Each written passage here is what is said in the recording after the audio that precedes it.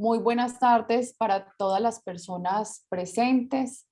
Es un gusto para el Departamento de Artes Visuales y Estética de la Facultad de Artes Integradas de la Universidad del Valle compartir este espacio hoy con Diana Carolina Suárez Albano.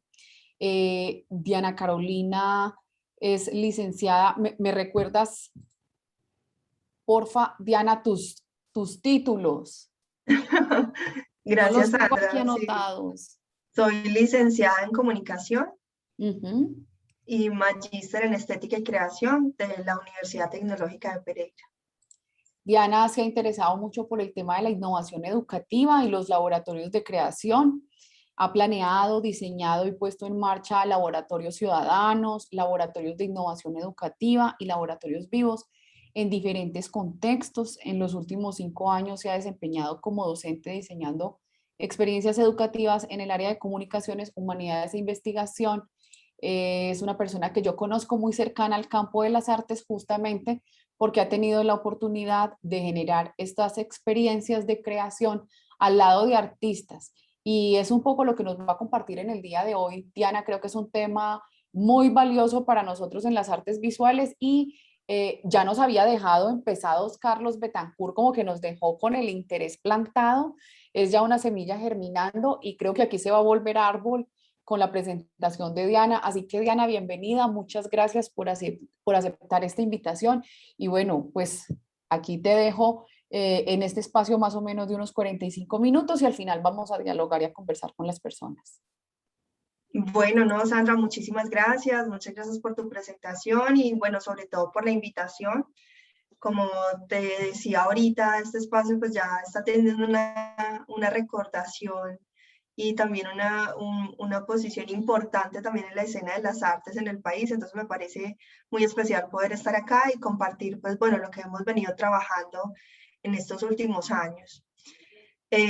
Bueno, sin más preámbulos, yo creo que voy a empezar. Les cuento que esta presentación especialmente es una presentación que se basa en la experiencia de creación de los laboratorios que empezó en el 2019 y se materializó en el 2020. Este año hemos venido adelantando procesos derivados de esta propuesta, pero que no van a estar acá y que bueno, que espero que más adelante, cuando ya tenga resultados concretos, pueda compartir. Entonces, esto es un primer adelanto de lo que ha pasado en el proceso. Eh, bueno, contarles que esto es una metodología de investigación-creación para la implementación de laboratorios vivos comunitarios en el marco de un programa que se llama Colombia Científica y específicamente de un proyecto derivado de Colombia Científica que es Hilando Capacidades Políticas para las Transiciones en los Territorios. Y que está el interventor de este proyecto, pues es la Universidad de Caldas. La Universidad de Caldas nos convoca a Carlos, que lo tuvieron la semana pasada, a Sebastián Bernal y a mí, que pues tenemos ya un trabajo y una experiencia alrededor de los laboratorios para que diseñáramos los laboratorios vivos para la paz a partir pues, de este proyecto de Hilando Capacidades. Lo que les voy a contar hoy, que se llama Pensar, Sentir y Habitar la cultura del laboratorio, un codiseño de estrategias para el agenciamiento y la transición de las bases, va a girar alrededor de estos tres temas, ¿no? El primer tema que vamos a abordar es la necesidad de implementar actividades de laboratorio que permitan desarrollar en las comunidades el agenciamiento de sus propias condiciones de vida y transiciones en los territorios.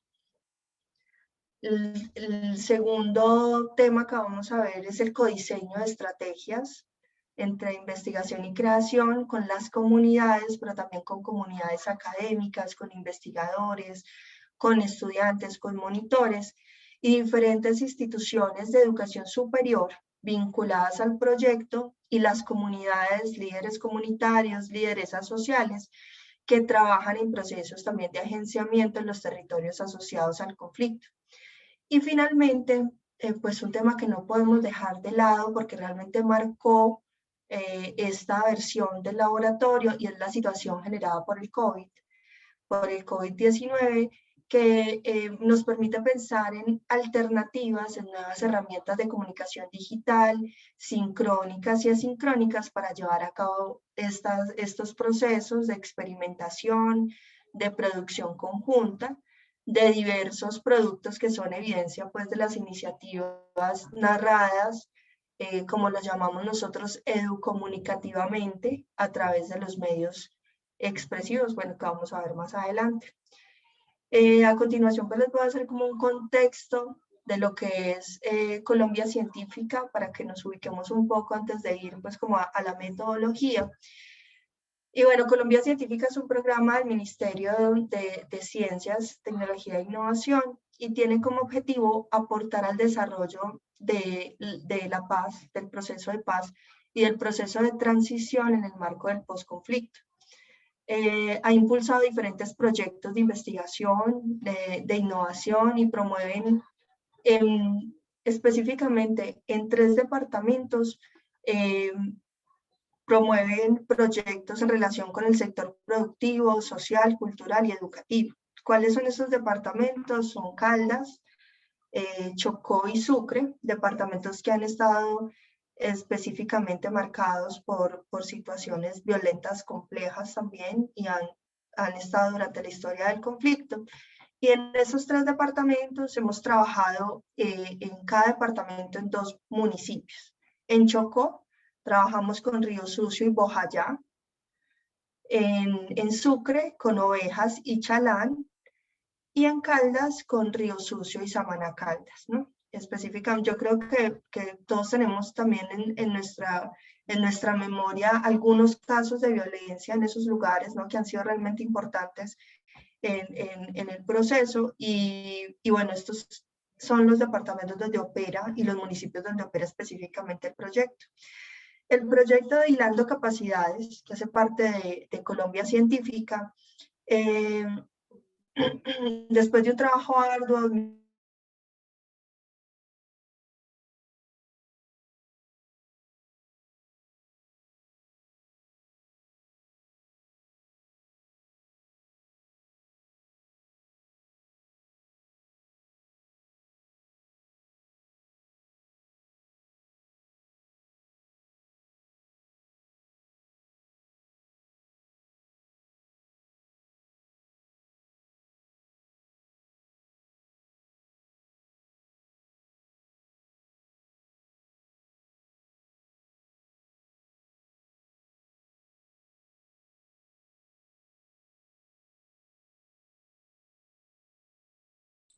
Hola Diana, dejamos de escucharte.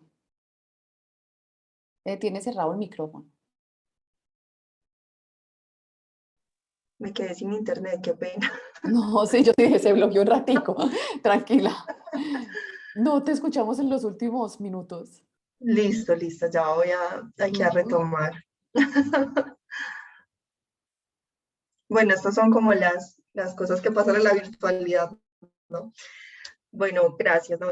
Retomando entonces, estaba contándoles que lo que busca como tal el programa de Hilando Capacidades es diseñar y obviamente poner en marcha diferentes proyectos, primero que fortalezcan las capacidades políticas del territorio, segundo que promuevan formas de agenciamiento, y tercero, que permitan identificar y fortalecer iniciativas de paz, ¿no? Entonces, en el proyecto van a encontrar investigadores, van a encontrar sociólogos, antropólogos, van a encontrar también trabajadores sociales que están diseñando permanentemente estrategias que promuevan entonces estos 3 objetivos. Y dentro del programa entonces estaba la planeación inicial de diseñar estos laboratorios vivos con la primera intención de promover formas de agenciamiento del sujeto político en contexto, y que fue en el 2019 entonces que nos invitan a hablar y a diseñar sobre todo estos laboratorios, ¿no? Nosotros nos reunimos varias veces con los investigadores, la idea era poder en el 2020 ir a campo, ¿cierto? Poder conocer de primera mano cómo iban los procesos. Y en el 2019 formulamos un documento filosófico de los laboratorios y un documento metodológico que iba a ser como nuestra Biblia, por decirlo de alguna manera, para el desarrollo de esos laboratorios. Documentos que quedaron muy lindos en el papel porque gracias pues como al COVID-19 nos tocó diseñar una estrategia, bueno, totalmente distinta y empezar a tener una relación con los territorios también totalmente distintos. Y les voy a contar cómo fue ese proceso. Lo primero que habría que decir, y yo creo que esto lo contó Carlos la vez pasada que estuvo hablando aquí en este escenario, es que nuestro interés de propiciar un escenario de laboratorio es poder tejer procesos de apropiación social del conocimiento, específicamente en este proyecto. Que por medio de la creación colectiva pudiéramos articular diferentes actores del territorio en la construcción de iniciativas de paz y de agenciamiento también, entonces que pudiéramos articular propuestas de los investigadores, que pudiéramos articular tesistas, líderes, lideresas, los jóvenes que van a ser muy importantes en este proceso y diferentes actores que se encuentren en el laboratorio para crear juntos. En esa medida, pues el laboratorio se convirtió en ese espacio de mediación social y cultural para comprender de manera empírica, podríamos decirlo, las diferentes realidades del territorio. Y que desde la técnica y la tecnología y obviamente la participación pudiéramos dar soluciones que ayuden o por lo menos gestar espacios de reflexión que permitan entonces volver a tejer esas tramas del tejido social y del empoderamiento ciudadano, ¿no? Para eso un poco buscábamos como conectarnos con el territorio y lo primero, pues bueno, yo creo que esto lo habló Carlos la vez pasada, pero creo que es importante decirlo, y es que para nosotros es importante tener claro dentro de la noción de laboratorio, primero que es un escenario de experimentación colectiva, segundo que los laboratorios no son talleres y por ende no podemos tener todo predeterminado, ¿cierto? Y no podemos prever a veces algunas cosas que en los talleres sí está previsto. Y la siguiente es que es un lugar autónomo, pero también donde tiene que surgir una voluntad colectiva de trabajo colaborativo. Y la cuarta opción es que el laboratorio es un espacio donde se revalida el error, ¿no? Es decir, donde realmente el error lo que hace es darnos opciones para el aprendizaje conjunto, ¿no? Entonces, esa libertad nos lo da el escenario de experimentación, del cual deriva también el laboratorio.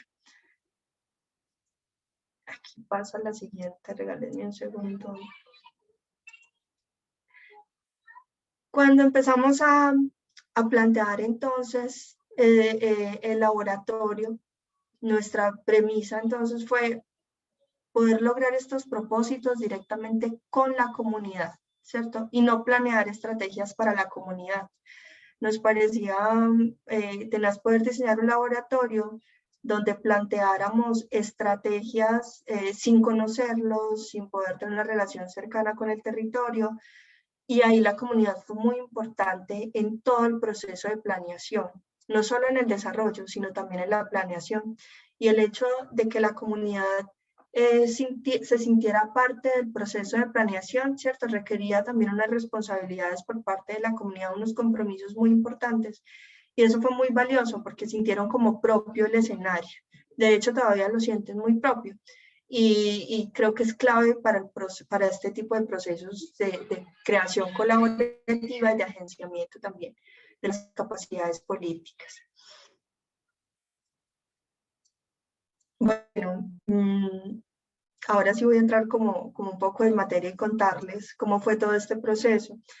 Lo primero que pensamos, y esto fue ya en el 2020, para poder diseñar los laboratorios vivos conjuntamente con la comunidad, fue mirar la perspectiva metodológica del proyecto, el proyecto Hilando Capacidades tiene una perspectiva metodológica construccionista y donde a partir de la IAP, de la investigación, acción, participación, diseñan todas sus estrategias, ¿no? Entonces, esa articulación era necesaria, ¿cierto? Era poder conocer también para ellos qué significaba o qué significa ese proceso de acción, de investigación, acción, participación, y cómo nosotros desde los laboratorios entonces, y desde la necesidad que también tenía el proyecto de gestar escenarios de innovación y experimentación, le damos un valor especial a todas las acciones y al reconocimiento de los sujetos desde sus propias realidades, ¿no? Y creo yo que es ahí donde se da la articulación, el hecho de reconocernos de manera horizontal y no vertical, ¿cierto? Donde cada uno tiene un conocimiento, un saber específico que va a aportar a ese laboratorio, y que en esa medida cada uno es importante para esa construcción colectiva.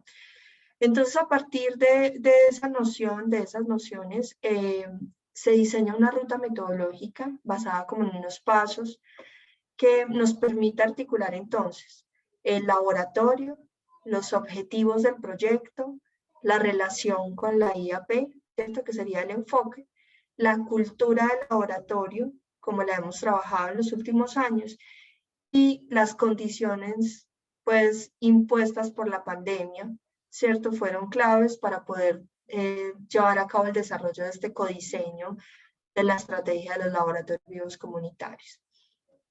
El primer paso, entonces, es la creación colectiva, ¿cierto? Aquí lo que hicimos en un primer momento fue conectarnos primero con los investigadores de campo.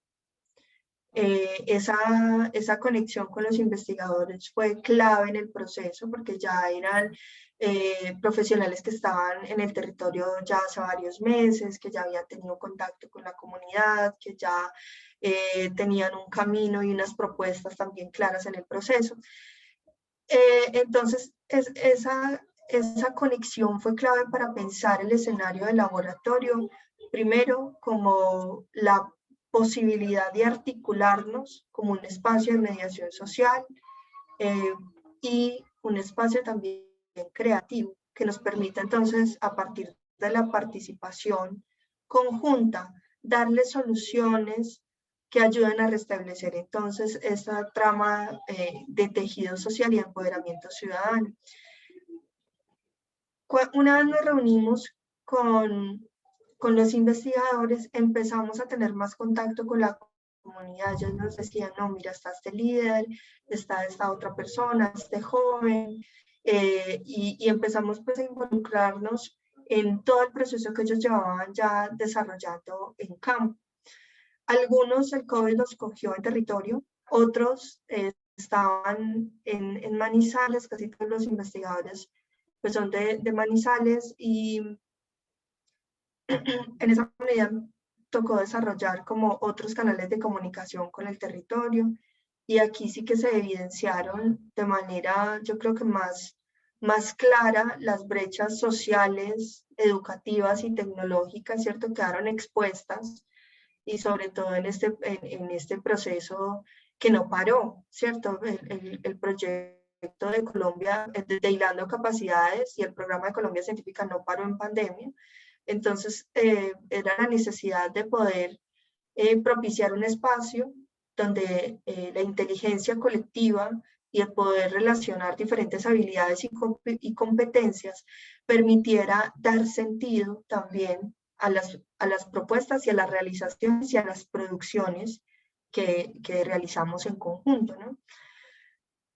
El siguiente paso que decidimos tener en cuenta para el diseño, el codiseño de estos laboratorios, o el segundo momento, fue utilizar los documentos de caracterización que se habían realizado previamente en los territorios.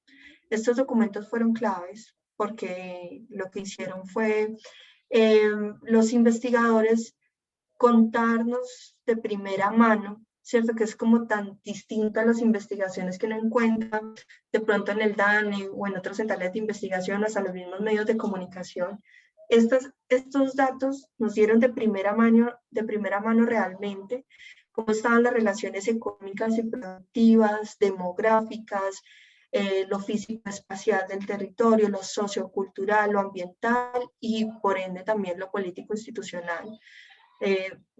Cada una de estas dimensiones fueron claves para el diseño y en un primer momento, perdón, en este segundo momento, decidimos realizar un ejercicio de investigación que previamente pues ya habíamos realizado en otras investigaciones, bueno, que no fueron laboratorios, pero que sí nos ayudaron mucho como a encontrar los elementos que vamos para poder tener ese codiseño.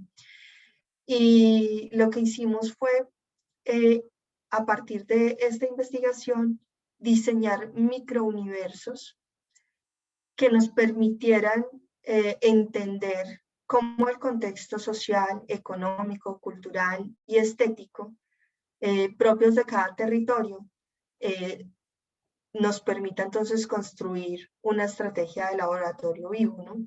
Y cómo llegar a esos microuniversos y cómo llegar a esos microuniversos con las comunidades y los investigadores, ¿no? Entonces, lo primero que hicimos fue una propuesta de construcción de metáforas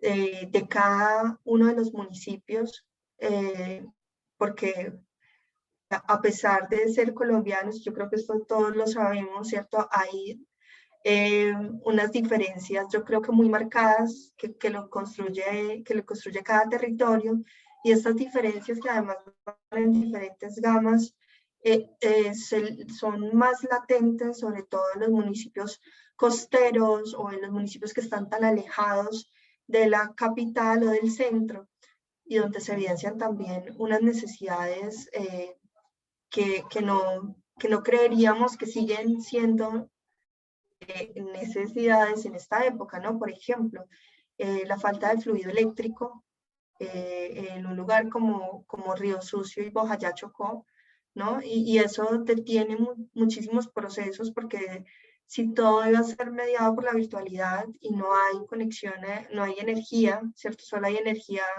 6 horas diarias, cada 24 horas, pues esto va a ser un inconveniente para el proceso. El hecho de que llegar, por ejemplo, a sus territorios sea tan complejo, que haya que llegar en lancha, que haya que llegar también por un valor muy costoso, ¿no? Que me parece pues, que un trayecto, por ejemplo, para llegar a Río Sucio tiene un valor de turbo, a Río Sucio, Chocó, tiene un valor de 70.000 pesos, es un valor muy alto para las comunidades, ¿no? Que tienen pues también otro tipo de necesidades. Entonces, bueno, toda esta información que fue clave para el codiseño nos permitió entonces, por medio, junto a la comunidad académica investigativa y también junto a los habitantes del territorio, gestar un espacio de creación de sentido de esos microuniversos que nos permitieran enlazar entonces cómo ellos sienten el territorio, pero también identificar ese tipo de problemas que tenían en el territorio y cómo cada una de esas características era clave para poder llegar a esa metáfora que ya les voy a contar más adelante cómo pudimos llevarla a cabo, ¿no? Gracias a este método de investigación, el análisis de contenido, fue que pudimos llegar entonces a la construcción de estas metáforas. Lo que hicimos fue recoger los documentos, como les dije ahorita, de caracterización, pero también las reuniones, también las llamadas que teníamos con diferentes líderes, ¿cierto? Y empezar a identificar cómo diferentes elementos hacen parte de esas narrativas tan únicas de cada municipio. De cada uno de los 6 municipios identificamos unas unidades de registro que nos llevaron a unas unidades de contexto. Y este trabajo fue conjunto, ¿no? Fue por medio con ayuda de los investigadores y de la comunidad, para darnos cuenta entonces de cuáles eran las diversas iniciativas comunitarias en el territorio, para darnos cuenta, por ejemplo, de de un documento que fue clave, que fue el mapa de actores, de líderes de cada territorio, y nos evidenciaron también cuáles eran esas dimensiones estructurales y sociales que nos permitieron relacionar entonces esa transición en los municipios. Este trabajo nos tomó alrededor de 6 meses, que fueron los primeros 6 meses del año pasado, y es el que nos llevaría a pensar en cómo poder tejer redes, ¿no? Y aquí pues quiero citar bueno, más adelante lo citamos, pero a Ricardo Plivia, pero lo voy a citar ahorita más adelante para evidenciar cómo todas esas unidades de registro nos permitieron entonces evidenciar esas iniciativas comunitarias, nos permitieron ver tal vez los intereses puntuales que tenía la comunidad y el territorio.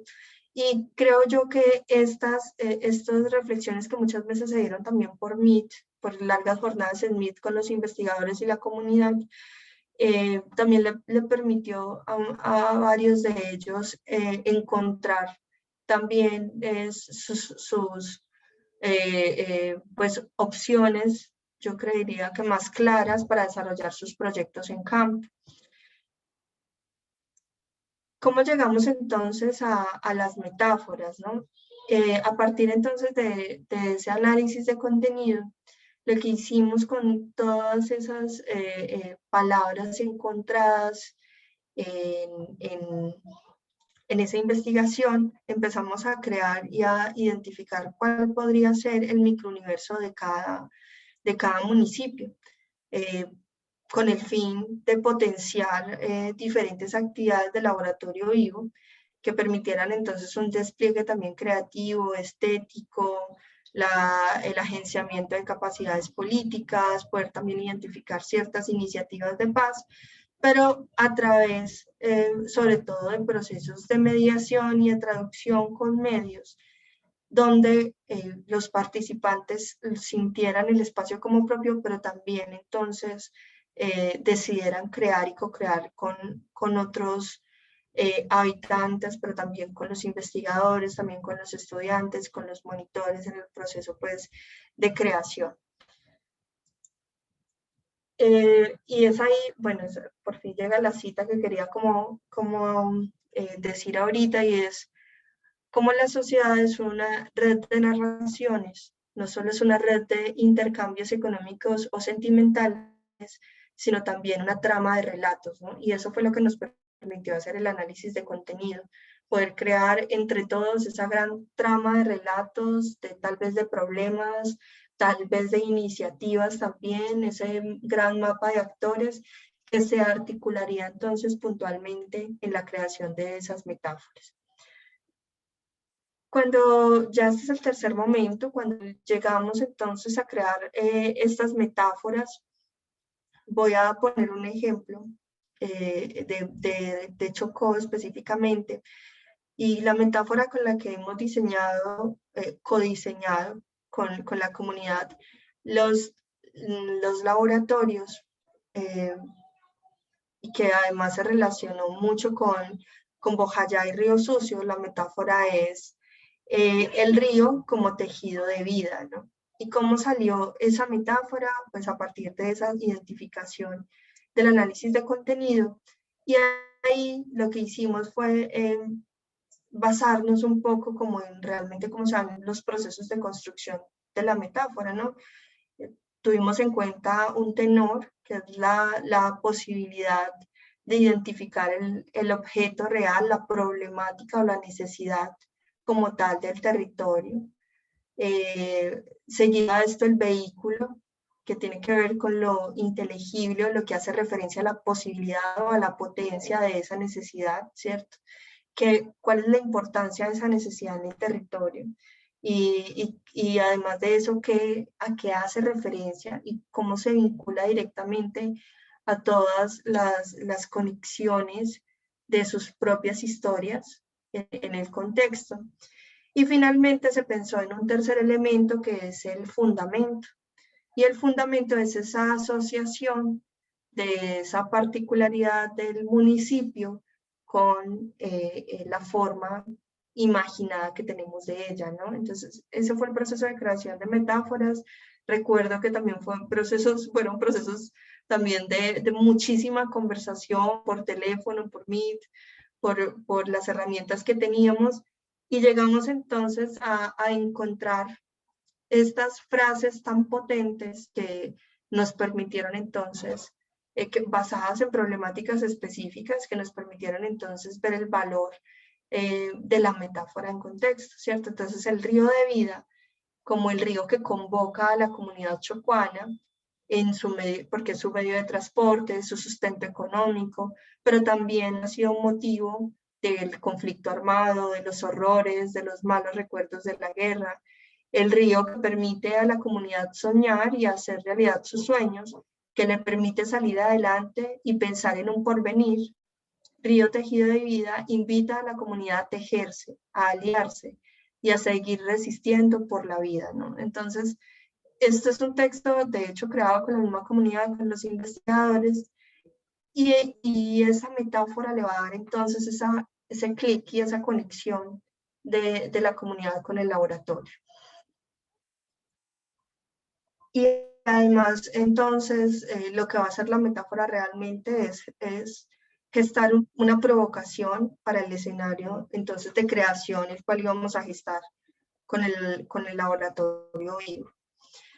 Bueno, ya para ir cerrando, voy a contarles pues algunos ejemplos de experiencias de laboratorio a partir de esas metáforas, obviamente haciendo énfasis en que definitivamente la pandemia lo que nos hizo fue poner a pensar en otras perspectivas, pero también a poder testear realmente con la comunidad cómo crear un trabajo virtual que podríamos llamar telepresencial, con un común denominador, y era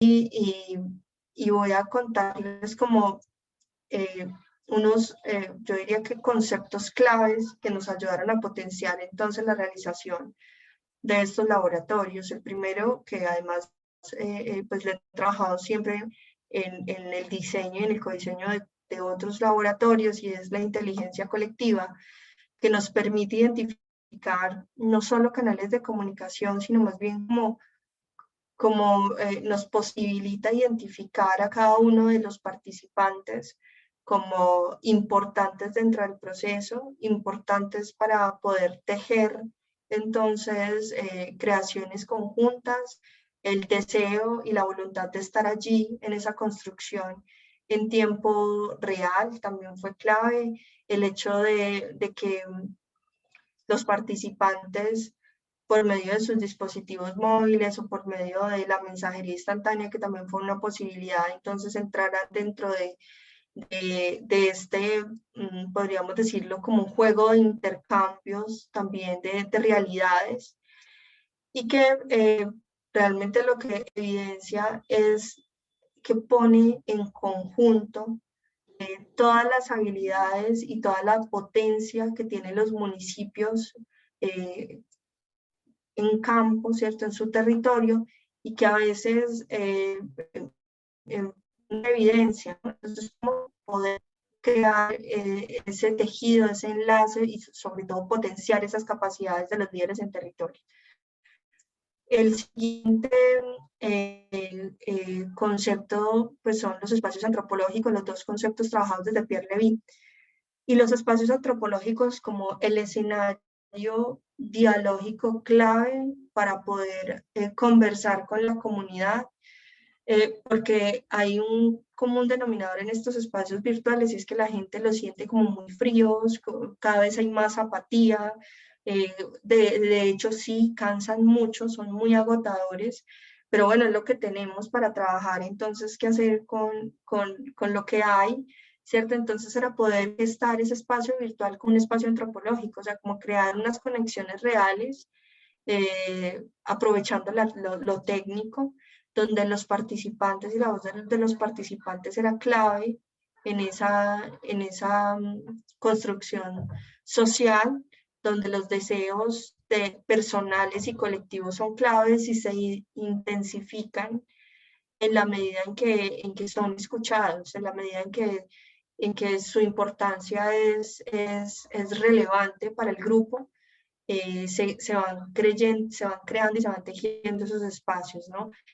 Y que cada vez se van ampliando más. Y este año lo hemos evidenciado, porque bueno, el año pasado trabajamos con adultos, este año estamos trabajando con jóvenes y vemos cómo ese espacio antropológico cada vez se vuelve más cercano, más personal, más íntimo, porque además recurrimos a narrativas cercanas también a ellos, ¿no? Entonces, creo yo que eso fue clave en el desarrollo de los laboratorios. Lo que siguen es un manifiesto y donde realmente se vincula directamente como con el título de este foro que quería compartir, era cómo pensar, ¿cierto? Cómo habitar y cómo pensar los laboratorios, ¿no? La cultura del laboratorio.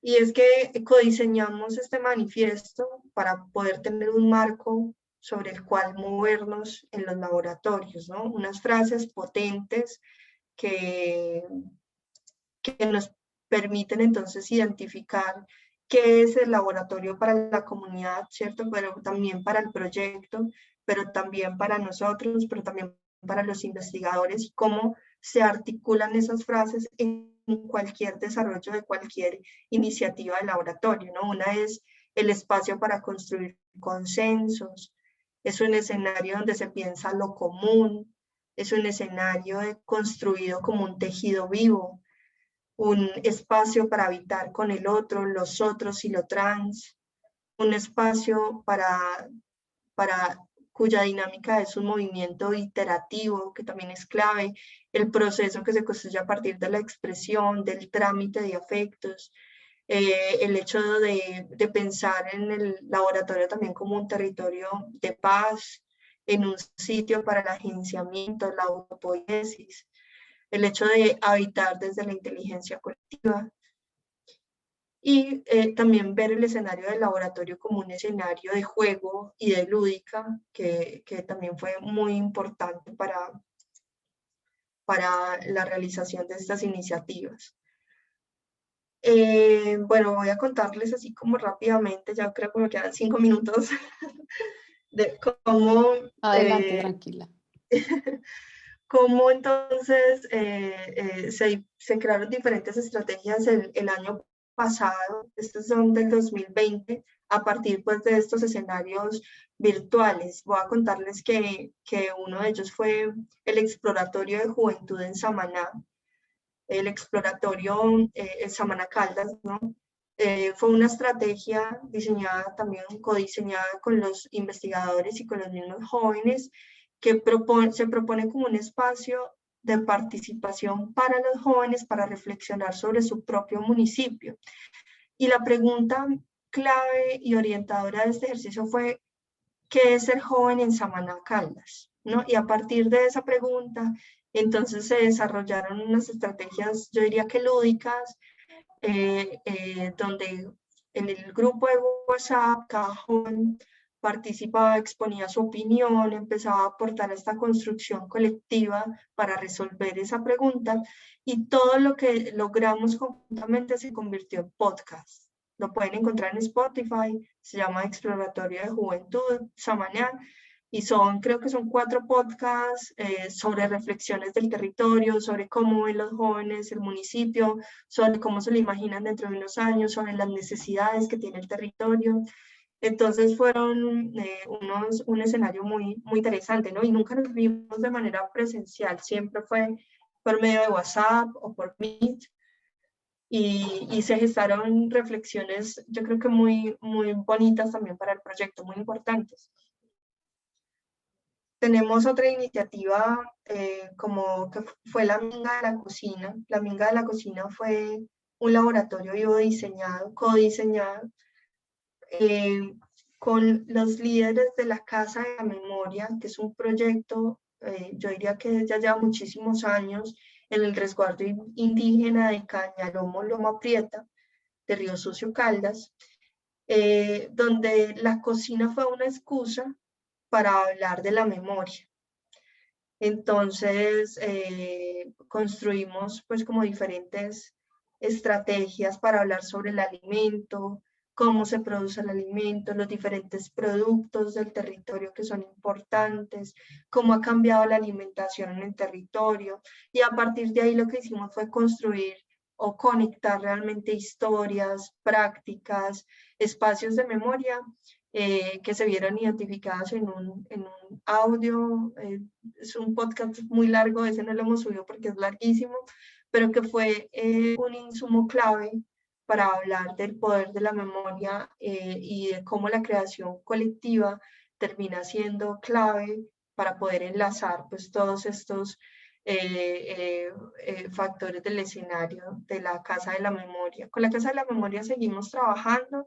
Justamente ahora vamos el 26 de octubre para Río Sucio porque estamos codiseñando con la comunidad un material educativo que permita entonces a las nuevas generaciones comprender todas las tradiciones, toda la memoria del resguardo indígena Cañamomo Loma Prieta. Entonces vamos a realizar unos juegos de mesa, unas cartas, bueno, ya más adelante les contaré cómo nos va con este codiseño, pero siempre ha sido una comunidad súper receptiva, súper conectada, que ha permitido entonces crear esta relación.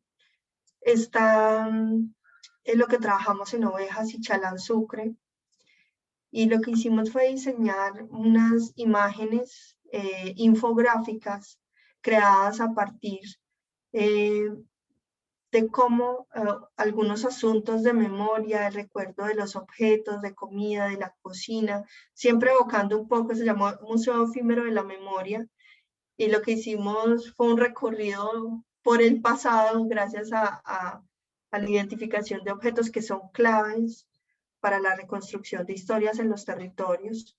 Esto también lo pueden encontrar en YouTube y como Museo Efímero de la Memoria, y son piezas biográficas muy cortas con historias de esos objetos y su importancia en el territorio, que además evidencian como las riquezas también culturales, los lenguajes autóctonos, la temporalidad, las nuevas también construcciones o las nuevas relaciones de esos objetos con el territorio.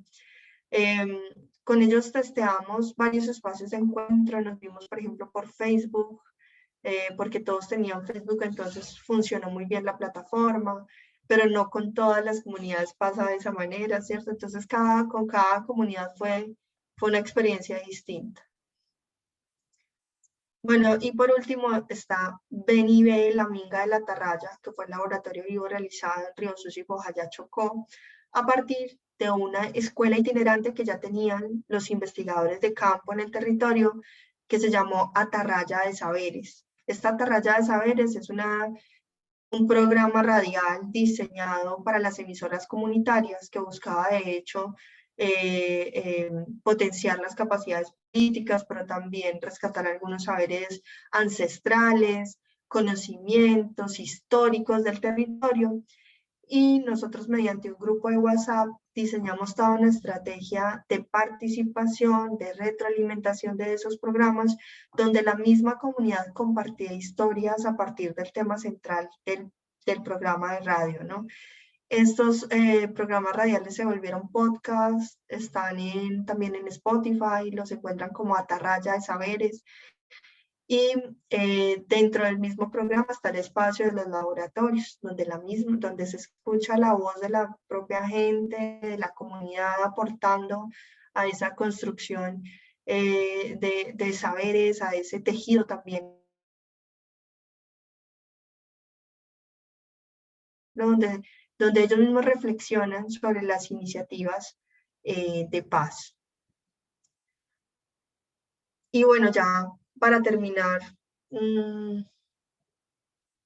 decirles que que uno de los descubrimientos de este proceso, de esta investigación, fue aplicar la metodología de etnografía virtual para comprender entonces cómo el Internet en su condición técnica pues va más allá de eso y se nos presenta como un lugar-espacio también donde se cruzan diversas interacciones sociales, donde nos permite también construir sentido con el otro y evidenciar también prácticas sociales contemporáneas, yo diría que muy marcadas. El trabajo colaborativo yo creo que es una de las competencias claves para poder trabajar en el ciberespacio. El hecho de poder potenciar o sobre todo revalidar las conexiones o la experiencia que tenemos con el otro, el hecho de tener siempre un lenguaje ameno, de diseñar experiencias horizontales y no verticales, ¿cierto? Donde todos podemos aportar para la construcción de nuestros proyectos, ¿no? Es clave en el codiseño de estrategias porque definitivamente, gracias al compromiso de cada uno de los participantes, hemos podido identificar formas de participación, identificar nuevas dinámicas también de creación, mecánicas también de actividades que ahora son un poco más lúdicas, gamificadas, que es lo que estamos diseñando ahora en el 2021, y cómo entonces también nos permite reconocer otras propuestas también que empiezan a ser parte de los laboratorios, que empiezan a aliarse, que empiezan a construirse como grandes aliados en el desarrollo, sobre todo para dejar instaurados, para dejar instalados esos laboratorios en cada uno de los municipios con el ánimo de que sigan funcionando y sigan siendo importantes para cualquier actividad presente, ¿no? Y bueno, ya decirles que definitivamente el proceso del laboratorio propicia un espacio de apropiación social del conocimiento, un espacio de mediación que permite comprender, aprender, prototipar procesos de reconstrucción del tejido social, que el reconocimiento de habilidades en contexto es clave para fortalecer también las transiciones sociales en los territorios, las económicas, las políticas, y específicamente como lo que nos interesa es la transición hacia la paz y pues que se ha hecho como todo lo posible en cuanto a las estrategias, en cuanto a poder gestar también estos encuentros, pero que sin duda, sin el apoyo de cada uno de los investigadores, de los mismos líderes del proyecto, que es clave en este proceso, no se hubiera podido lograr, ¿no? Porque la libertad, por ejemplo, que nos dieron desde la Universidad de Caldas fue una confianza, yo diría que invaluable para poder llevar a cabo este tipo de codiseños. Y el hecho también de la confianza de los investigadores también en el proceso, ¿no? Que también fue clave para poder abrirnos el camino directamente con las comunidades, ¿no? Les cuento que hay una página donde hemos sistematizado todo. La pueden encontrar como lapaz.ilogica.co. Por ahora solo hay relatorías de todo el proceso, de todos los encuentros, de todo lo que ha sido gestar todos estos espacios. Tenemos otra página que es la de Hilando Capacidades Políticas, que también ya ahorita se los comparto, donde están específicamente escenarios de laboratorio creados en el 2021, que son ya un poco más específicos, direccionados a necesidades puntuales también a partir pues, de todo lo que les conté hoy, y que seguramente en estos últimos 2 meses nos sentaremos a escribir sobre todo lo que hemos vivido con ellos. Ya vamos a ir para campo, ahorita octubre y noviembre vamos a estar en campo también ya conociendo realmente a todas las personas que han participado del proceso y cerrando como los procesos. Y bueno, esto es como en términos generales todo lo que quería contarles. Espero estar de pronto más adelante en este mismo espacio contándoles las experiencias del 2021 y las conclusiones. Yo creo que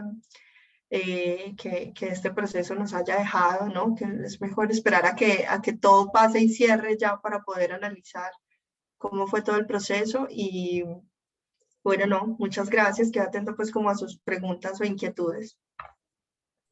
Diana, muchísimas gracias por esta charla, pero sobre todo por habernos mostrado como la gran envergadura que tiene realmente ese pensarse, diseñar, codiseñar el laboratorio. Una palabra que lo voy a decir, se ha perrateado un poco, ¿cierto? Con que todo el mundo tiene que ver con pensar que produce, hace laboratorios, pero en realidad es muy complejo. Al interior de esto, pues hay un trabajo enorme de investigación, pero sobre todo de concatenación de muchas personas que están pensando el previo al laboratorio, ¿sí? Y en ese sentido, pues decirte que felicitaciones por ese trabajo tan maravilloso que han hecho allí, tan demandante, ha sido un reto muy grande, sobre todo por lo que nos cuentas, cómo presentar esto en el marco de una virtualidad que nos sorprendió a todos y principalmente cómo entender esas nuevas lógicas de la investigación articulada a esa idea de la virtualidad, del uso de los medios digitales. Yo creo que a partir de este momento, pues quiero darle la palabra a las personas que quieran dialogar con Diana, pedirles un favor enorme, enorme, que nos diligencien la asistencia a Lunes con las Artes, que es súper importante para nosotros hacerle seguimiento y mantener vivo este espacio, eh, como para que la gente se vaya motivando a hacer las preguntas, pues puede escribir por el chat o puede abrir su micrófono directamente.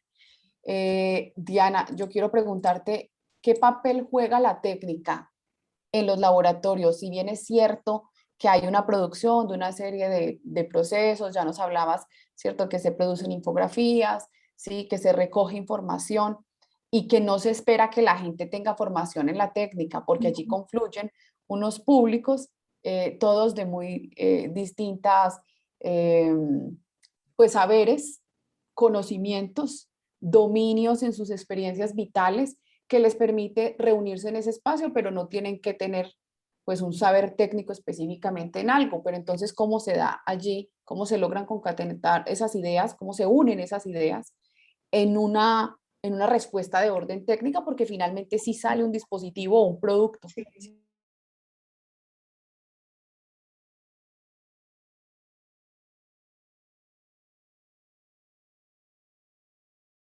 Basado, formado más bien, por gestores culturales de la Nacional de Manizales, que han estado diseñando estrategias efectivamente educativas que le permitan a las personas de la comunidad tener esas habilidades y esas capacidades técnicas, ¿no? Pero mira que la técnica, el papel de la técnica en el laboratorio es un fin realmente en el proceso. No es una necesidad, pero puede ser también una motivación, porque muchos se vinculan pensando que van a aprender de pronto a crear audios o a editar audios, ¿no? Pero obviamente el laboratorio no tiene nada que ver con eso, porque nos interesa es gestar espacios de sensibilización, de reflexión, ¿cierto? Alrededor de los procesos auditivos, pero en la medida en que se va desarrollando el laboratorio, que vamos compartiendo algunos conocimientos, algunas prácticas, es la curiosidad lo que los lleva a experimentar con la técnica, ¿cierto? No es el fin ni el objetivo, o sea, no es el objetivo del laboratorio, pero termina siendo eh, eh, importante en el proceso, porque la curiosidad que algunos, no todos, ¿cierto?, desarrollan, pues termina, y voy a contar el caso, por ejemplo, de una investigadora, pues que ya no está en el proceso, se llama Sandra, es en el Chocó, abogada, siempre asistió a todos los laboratorios y siempre me decía, no, Diana, pero es que yo no sé manejar nada de esas herramientas, ni edición de sonido, y no es necesario. Me dijo, si no es necesario, entonces participo. Yo, listo. Estuvo en todos los laboratorios, estuvo uno que se llamó Tecnologías de la Voz y del Sonido, que hicimos este año, participó otro en uno de periodismo comunitario, y por cosas de la vida, está haciendo doctorado, le tocó retirarse del proyecto. Y hace poco nos envió unos podcasts que está haciendo con su corporación que se llama Corpo y Ser. Y me dijo, Diana, me atreví a experimentar con lo que hicimos en los laboratorios y estoy haciendo mis propios podcasts. Y me los compartió y yo sentí como una alegría de escucharla. Y yo, no, muy bien, Sandra, qué bien, porque más allá, o sea, la técnica termina cumpliendo un papel importante, pero no es el objetivo más importante del laboratorio, ¿no? Y yo creo que yo siempre lo digo mucho y es una crítica que yo hago, por ejemplo, a todos estos proyectos de alfabetización digital, donde se preocupan muchísimo por gestar videotutoriales y espacios de cómo, por ejemplo, manejar un computador o manejar un celular, y creo que es importante, pero realmente lo más importante en este momento es saber qué hacer con ellos, saber qué hacer con ese computador, con ese celular, ¿no? Y eso no te lo enseñan. Y por eso tantos procesos de desinformación y por eso tantos procesos también de noticias falsas. Por ejemplo, bueno, ya me estoy yendo por donde no, por otro camino, pero bueno, como para cerrar un poco ahí la idea. Gracias, Sandra, por tu pregunta. Yo por aquí estoy leyendo. Mira que tenemos una publicación pendiente, de hecho, de esta reflexión que hoy les compartí, que de hecho la va a sacar en la Universidad de Caldas, y vamos a publicar también un libro sobre los laboratorios, que pues que ya terminamos, está en revisión y esperamos publicarlo este año o a principios del otro año, de acuerdo pues como en los procesos que se dan en las editoriales, y apenas lo tengamos se los compartimos, ¿cierto? Eso es. ¿Quién financia este proceso? Lo financia el Ministerio de Ciencias, lo financia MinCiencias dentro de su programa Colombia Científica. Es un proyecto que viene directamente desde lo que antes era Colciencias. Diana, ¿y cuánto tiempo les ha tomado digamos que la ejecución del trabajo de campo, que es un trabajo de campo que sucede en la virtualidad y que me dices ahora van a empezar a tener un encuentro en la presencialidad? Eso por un lado. Y por el otro, a todos nos sorprendió la pandemia y la virtualidad. Tuvieron que volver a rediseñar las actividades para la virtualidad en cuanto a lo que se refiere al trabajo de campo y posteriormente crear nuevas estrategias educativas para esta presencialidad donde ya va a haber ese encuentro personal. Claro que sí, sí, sí. Pues este año, bueno, ya les conté lo que pasó el año pasado, ¿cierto? Con las estrategias del 2020. Este año decidimos, porque no podíamos volver a campo desde enero o febrero que empezó el contrato, entonces pues los jefes nos dijeron, bueno, pero hay que empezar con los laboratorios igual, ¿cierto? No podemos ir, pero hay que volver a empezar. Entonces diseñamos una estrategia a partir de ya lo que habíamos prototipado el año pasado, que se llama una estrategia de educación transmedia, ¿no? ¿Por qué decidimos trabajar la transmedia para esta segunda versión del laboratorio? Porque era la oportunidad de poder enlazar diferentes lenguajes y narrativas e historias de todos los municipios en un solo espacio. Y eso fue lo que empezamos a trabajar. Empezamos a diseñar laboratorios, no como para cada territorio como hicimos el año pasado, sino que diseñamos uno para todos, porque ya sabíamos cuáles eran sus intereses, ya los conocíamos, ya sabíamos los proyectos que venían trabajando. Entonces en esa medida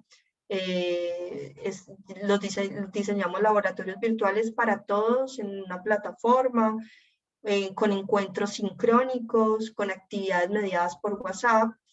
Y para volver a la presencialidad, entonces diseñamos esos laboratorios con un trabajo creativo al final, ¿no? Una etapa de sensibilización, otra etapa de experimentación, y al final se da el proceso creativo, y es ahí donde nosotros vamos a campo y donde vamos a ir pues ahorita ya a articular todos esos procesos que hemos trabajado de manera sincrónica vía Meet, como en los territorios. No sé si alguien más quiere participar, intervenir abriendo el micrófono.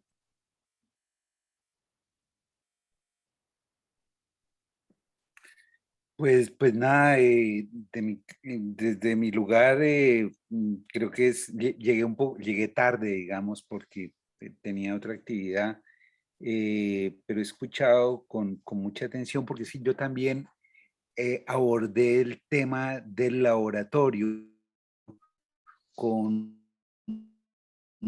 una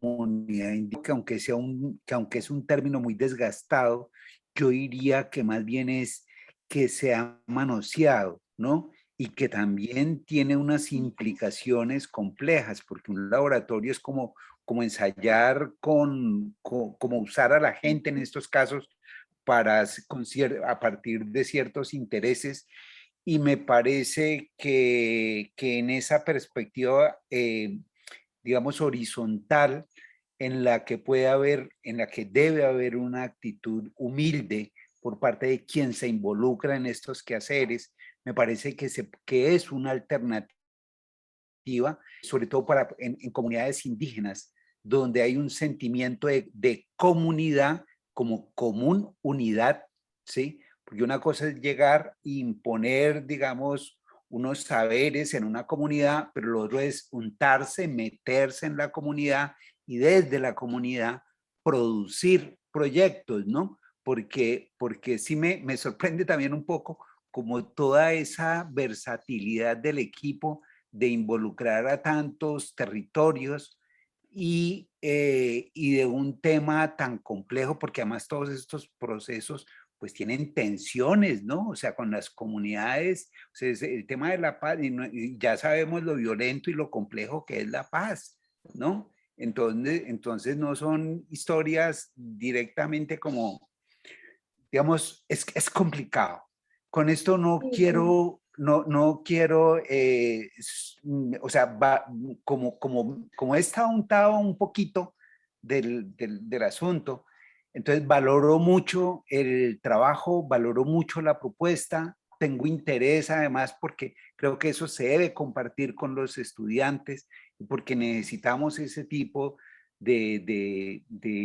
digamos, difundir y socializar ese tipo de actividades, porque personalmente estoy convencido que es la alternativa. Sin embargo, personalmente no creo mucho en estos modelos que se imponen desde afuera como un modelo, porque creo que cada comunidad tiene sus particularidades. Y me parece Claro, que en claro, profe. principio, sí, Yo, era de solo hecho, eso.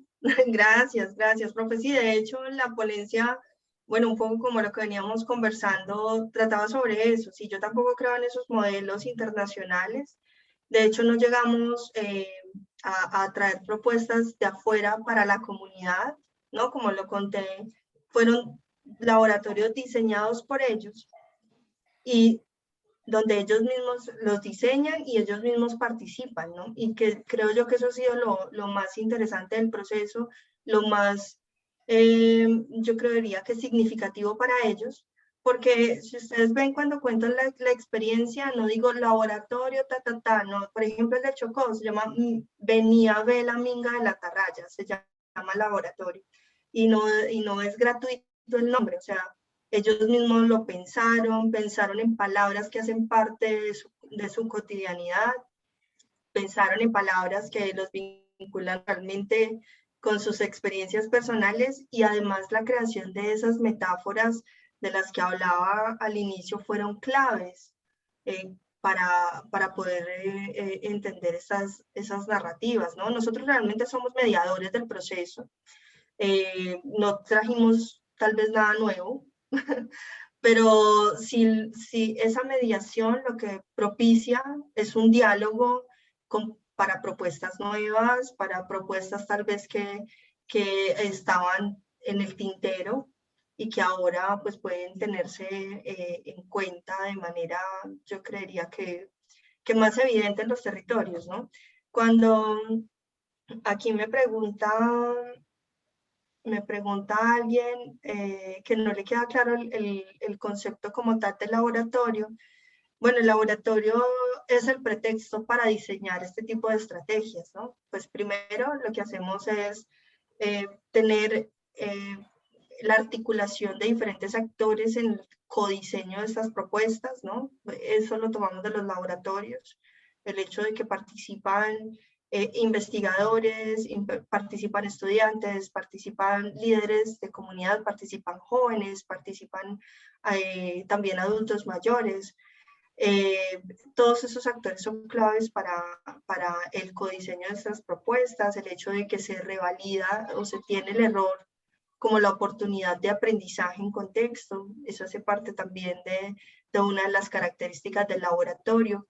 Y lo otro que creo que también es clave es que no se tiene nada predeterminado, ¿no? Y que no se tiene todo realmente planeado, porque hay muchas cosas que se dan de acuerdo también a las condiciones de la comunidad, a veces hasta el mismo estado de ánimo de la comunidad, ¿no?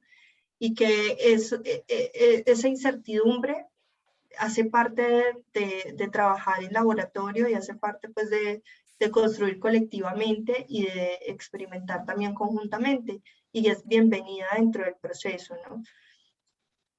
Por ejemplo, hay un laboratorio que hemos diseñado de periodismo ciudadano, porque en los territorios hay una inquietud por denunciar permanentemente todo lo que pasa. De hecho, tuvimos como invitado a Víctor Galeano de Bautó dentro del proceso. Fue súper emocionante tenerlo en el laboratorio virtual. Sin embargo, hemos diseñado este laboratorio, lo hemos llevado a cabo 3 veces y las realizaciones, las inquietudes son totalmente distintas siempre, ¿no? Y igual, por ejemplo, con este laboratorio que les contaba, pues nació, por ejemplo, una caja de herramientas, que es un manual para el periodista ciudadano, donde ellos mismos dicen que se necesita para ser un periodista comunitario, pues ideal o en esta época necesario, y terminan siendo documentos también muy valuables y muy importantes en el proceso, sobre todo para ellos mismos, para la comunidad.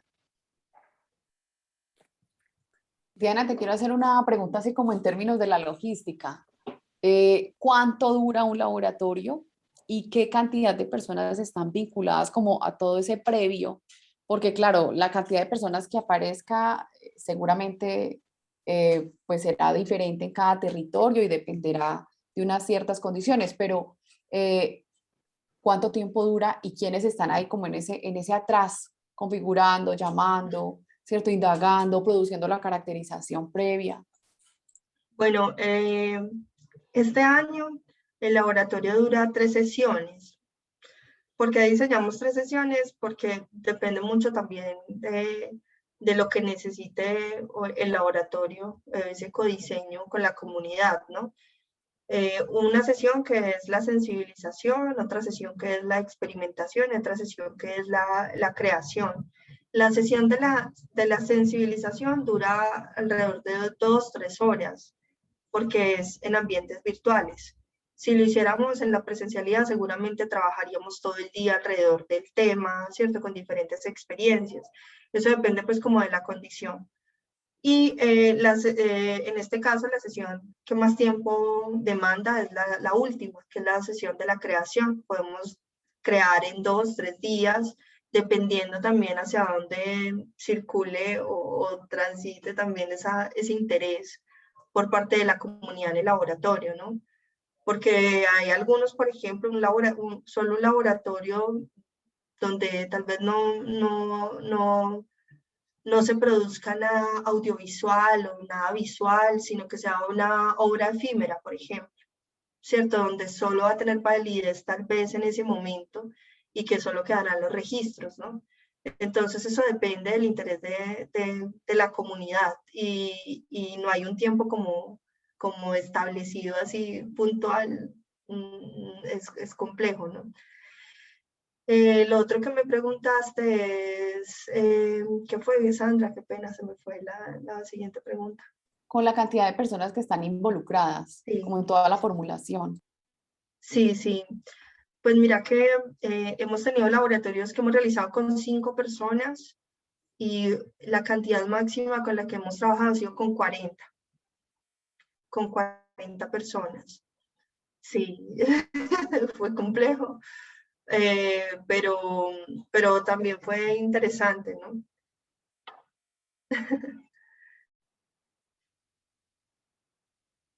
Aprovecho ahí para compartirles a las personas que están conectadas, pues que esta charla quedará grabada y quedará depositada en el canal de YouTube de la Oficina de Extensión de la facultad. Entonces yo calculo que por ahí en unos 2, 3 días ya tenemos esta grabación. No, pues no, yo creo que ya no hay más preguntas. Diana, muchísimas gracias por compartirnos este esfuerzo colectivo, por hacernos partícipes de tus avances. Quedamos muy atentos y muy atentas a encontrarnos esos artículos. Carlos me habló de que están trabajando, están preparando unas publicaciones. Nos gustaría mucho que este también fuera el escenario en el que nos pudieran socializar esos resultados finales. Por favor, compártanos el manifiesto. Es maravilloso. Creo que ustedes en ese sentido tienen mucha autoridad intelectual, mucha experticia y nosotros creo que como comunidad académica estaríamos muy agradecidos de tener ese tipo de resultados, ¿sí? Y de que nos hayan compartido pues hoy un poco cómo avanzan. Lo que yo les decía al principio, Carlitos había dejado sembrada la inquietud, la curiosidad, abonada la semilla que se está volviendo árbol, pues muy pronto queremos ver esos árboles de los que ya empiezas a contarnos, ¿cierto? Cómo empieza a crecer y a tejerse como toda esta iniciativa que entre otras cosas pues bastante compleja pero también muy satisfactoria. Muchas gracias, Sandra, no, por la invitación. Claro, nosotros pues súper contentos por compartir también todo lo que hacemos. Realmente hemos aprendido de esa manera, gracias a los amigos que comparten y que comparten también su conocimiento y sus saberes. Ahí vamos también construyendo y produciendo sentido conjuntamente. Entonces, no, claro que sí, súper abiertos a compartir todas estas experiencias, agradecerte por el espacio y bueno, lo que necesiten, pues aquí estoy con mucho gusto para aportar en lo que pueda también, ¿cierto? Muchas gracias. Muchas